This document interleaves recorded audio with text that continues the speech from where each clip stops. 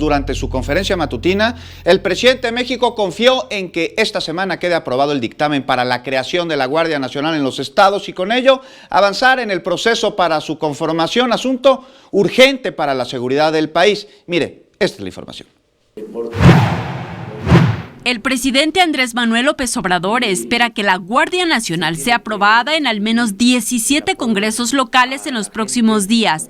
Luego se deberán hacer las leyes secundarias y después se publicará la convocatoria para llamar a veteranos de la Marina y el Ejército. Vamos a consolidar las coordinaciones territoriales, vamos a tener más presencia, se va a convocar, se va a llamar a participar a la Guardia Nacional a 50,000 nuevos elementos. El presidente dijo que actualmente solo dispone de 10,000 elementos de la Policía Federal para hacerle frente a la inseguridad, ya que en general son 40,000 funcionarios, pero la mitad está en labores administrativas y la otra mitad atiende la vigilancia en oficinas e instalaciones. Entonces, realmente efectivos para la seguridad pública son 10,000.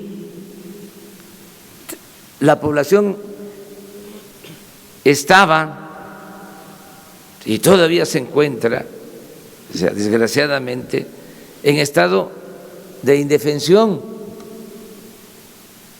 sin protección. Entonces, ya queremos resolver esto. Informó que durante su primer año de operación, la Guardia Nacional tendrá un presupuesto de 15,000 millones de pesos para construir 87 instalaciones. Agregó que quien podría estar al frente de la Guardia Nacional sería un militar inactivo, uno en retiro o un civil. En las imágenes, Libe Rodríguez, Saray Mariscal, 21 Noticias.